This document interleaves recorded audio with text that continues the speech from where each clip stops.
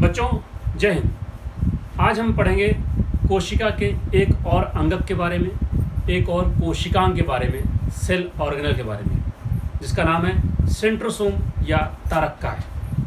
Card wheel structure भी इसे कहते हैं क्योंकि क्रॉस सेक्शन में इसकी संरचना बैलगाड़ी के पहिए के समान दिखती है। बच्चों, सेंट्रोसोम सभी यूकैरियोटिक जंतु कोशिका में आवश्यक रूप से पाया जाने वाला एक कोशिकांग है, परंतु उच्च श्रेणी के पादप कोशिकाओं में यह अनुपस्थित होता है। प्रोकैरियोटिक कोशिका में भी ये अनुपस्थित होते हैं। निम्न श्रेणी के पादप कोशिकाओं में जैसे ब्रायोफाटा, फर्न, एल्गी अर्थात शैवाल, इन सब पौधों की कोशिकाओं में सेंट्रोसोम उपस्थित होता है। ईस्ट की कोशिका में भी सेंट्रोसोम पाया जाता है। बच्चों, सेंट्रोसोम यूकैरियोटिक जंतु कोशिका में आवश्यक रूप से पाए जाने वाली एक संरचना है। देखें इसकी स्थिति, इसकी संरचना और इसका कार्य क्या होता है। बच्चों, ये एक कोशिका है और आप जानते हैं कोशिका के भीतर मध्य में गोल अंडाकार रचना पाई जाती है जो मुख्य नियंत्रक का कार्य करती है, जिसे कहते हैं केंद्रक। केंद्रक के दीवार के निकट एक संरचना होती है जिसे कहते हैं सेंट्रोसोम यानी तारक्काय।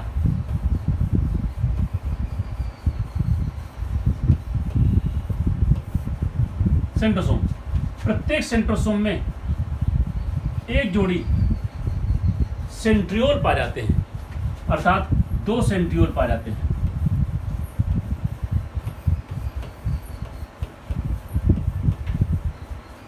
सेंट्रियोल पाए जाते हैं। ये आपस में 90 अंश के कोण पर स्थित होते हैं। देखिए, एक की संरचना इस तरह से मैंने बनाई है और एक की संरचना इस तरह बनाई है। कुछ वैज्ञानिकों के अनुसार एक की संरचना ऐसी होती है, दूसरी संरचना ऐसी होती है, अर्थात दोनों ही दशाओं में इनके बीच 90 अंश का कोण पाया जाता है। ये रॉड शेप होती है, छड़ाकार होती हैं, परंतु इनके क्रॉस सेक्शन में इसकी संरचना कार्ड व्हील के समान दिखती है। जैसा कि मैंने पहले बताया कि प्रत्येक सेंट्रोसोम में एक जोड़ी सेंट्रियोल पाए जाते हैं। प्रत्येक सेंट्रियोल 9 ट्रिपलेट की बनाई होते हैं। ट्रिपलेट अर्थात 3-3 पतली माइक्रोट्यूबुल से बनी हुई संरचना ट्रिपलेट कहलाती है। ये सभी ट्रिपलेट एक दूसरे के पैरेलल समांतर क्रम में व्यवस्थित होकर के स्पाइरली क्वाइल्ड सर्पिलाकार क्रम में घूम करके एक विशिष्ट संरचना बनाती है, जिन्हें हम कहते हैं ट्रिपलेट। आइए देखें एक ट्रिपलेट की संरचना कैसी होती है।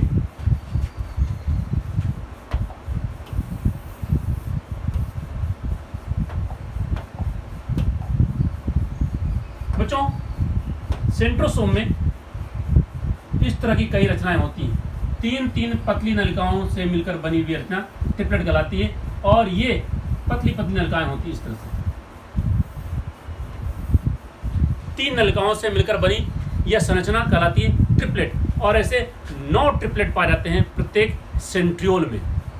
देखें किस प्रकार उनकी व्यवस्था होती है।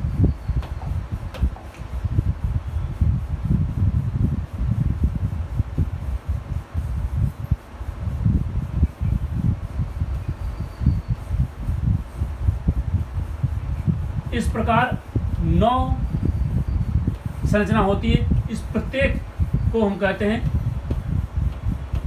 ट्रिपलेट और ऐसे 9 ट्रिपलेट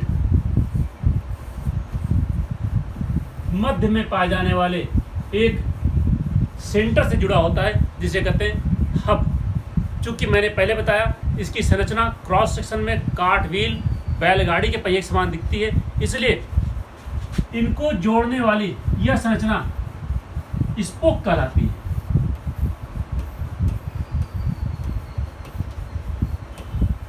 स्पोक कहलाती है। देखें क्रॉस सेक्शन में इसकी संरचना कैसी दिखती है।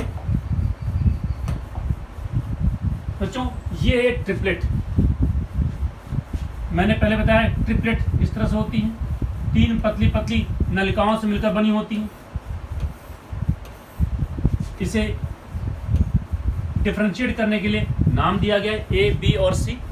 परंतु प्रत्येक ट्रिपलेट की ये जो माइक्रोट्यूब्यूल है यह स्वयं भी अत्यंत छोटी छोटी इकाइयों से मिलकर बनी होती है, अल्ट्रा थिन ट्यूब्यूल से बनी होती हैं, जिनकी संख्या होती है 13।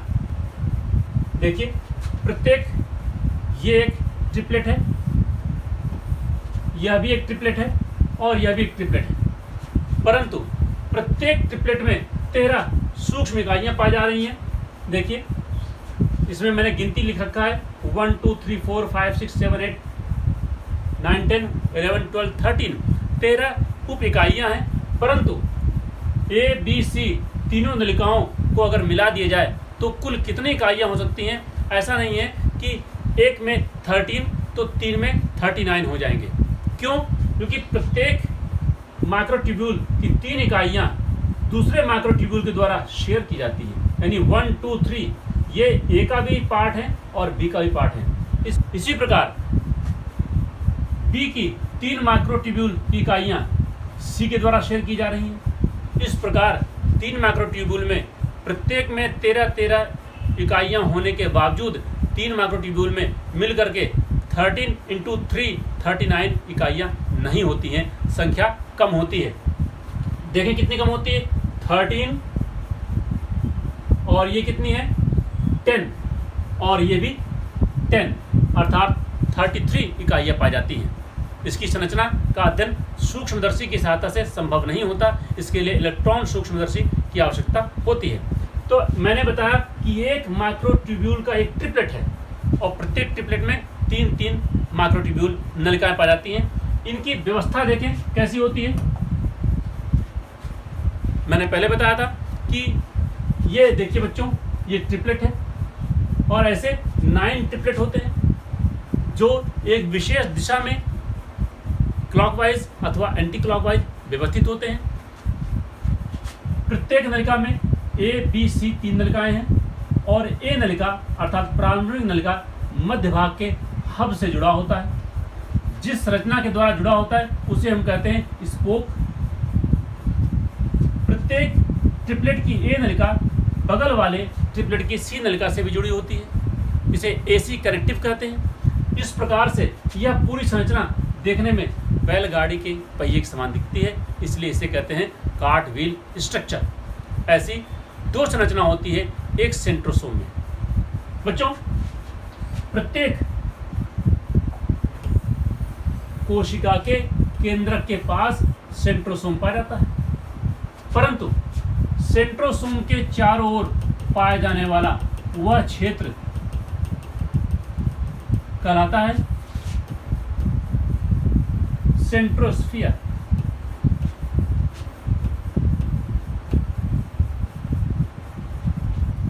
सेंट्रोस्फीयर कहलाता है और सेंट्रोसोम के चारों ओर कुछ रश्मि किरणें बिखरी होती हैं। किरणें अर्थात रेज स्ट्रक्चर होती हैं, इन्हें कहते हैं एस्ट्रल रेज।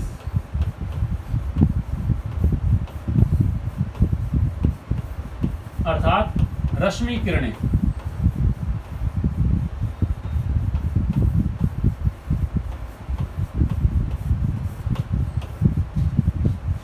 तो इस प्रकार हम लोगों ने देखा प्रत्येक सेंट्रोसोम में एक जोड़ी सेंट्रियोल पाया जाता है। प्रत्येक सेंट्रियोल कार्टव्हील स्ट्रक्चर की तरह दिखता है अपने क्रॉस सेक्शन में। प्रत्येक सेंट्रियोल में 9 ट्रिपलेट पाए जाते हैं जो एंटी क्लॉकवाइज अथवा क्लॉकवाइज क्रम में घूमे हुए व्यवस्थित होते हैं और सेंटर में पाए जाने वाले हब से जुड़े होते हैं। प्रत्येक ट्रिपलेट में 3 माइक्रोट्यूब्यूल होती हैं तथा प्रत्येक माइक्रोट्यूब्यूल में 13 उप इकाइयाँ पाई जाती हैं, परंतु सभी माइक्रोट्यूब्यूल की उप इकाइयाँ परस्पर मिलकर संख्या में 39 नहीं होती, क्योंकि प्रत्येक माइक्रोट्यूब्यूल की 3 उप इकाई साथ वाले माइक्रोट्यूब्यूल की उप इकाई के द्वारा शेयर की जाती हैं। देखिए 3 उप इकाई इनके द्वारा शेयर की जा रही है। इस प्रकार उप इकाइयों की कुल संख्या गुणित में नहीं होती। आइए बात करें सेंट्रोसोम के कार्य के बारे में। पहला कार्य बच्चों यह है कि सेंट्रोसोम कोशिका विभाजन के समय जब केंद्रक का विभाजन होता है तो केंद्रक के साथ सेंट्रोसोम का भी विभाजन होता है। देखें,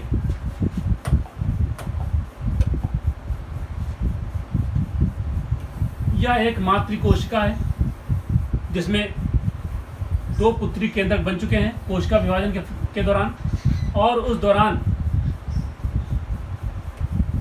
सेंट्रोसोम का भी विभाजन हो जाता है, जिसके कारण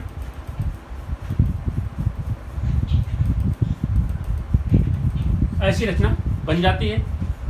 अर्थात सेंट्रोसोम का प्रमुख कार्य है कोशिका विभाजन के समय केंद्रक विभाजन के साथ विभाजित हो जाना। एक अन्य कार्य है, बच्चों आप जानते हैं कि शुक्राणु में एक लंबी पूंछ पाई जाती है। शुक्राणु के शीर्ष के पास 2 सेंट्रियोल पाए जाते हैं। एक सेंट्रियोल कहलाता है प्रॉक्सिमल अर्थात समीपस्थ,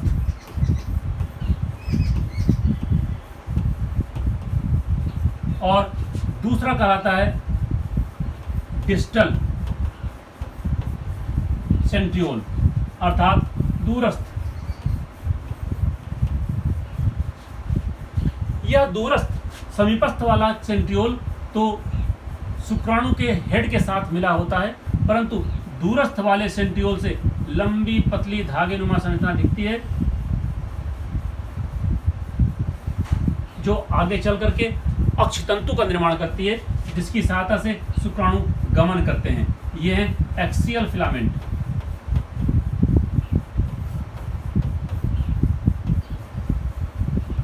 अर्थात अक्षतंतु। इस प्रकार सेंट्रियोल का एक महत्वपूर्ण कार्य यह भी है कि यह शुक्राणु के पूंछ का अक्षतंतु वाला भाग बनाता है, जो शुक्राणु के गमन में सहायक होता है। इसके अतिरिक्त माइक्रोफिलामेंट विभिन्न प्रकार के कोशिका कंकाल साइटोस्केलेटन बनाने में भी भाग लेते हैं। इस प्रकार हम लोगों ने आज जाना कि प्रत्येक यूकैरियोटिक जंतु कोशिकाओं में तथा कुछ निम्न श्रेणी की पादप कोशिकाओं में आवश्यक रूप से पाया जाने वाला महत्वपूर्ण कोशिकांग तारक का है, क्या है, कैसे कार्य करता है, इसकी संरचना क्या है और ये किस प्रकार दिखता है। बच्चों इस वीडियो को अवश्य देखें, लाइक करें, सब्सक्राइब करें और आगे की जानकारी के लिए अगला वीडियो अवश्य देखें। जय हिंद, जय भारत।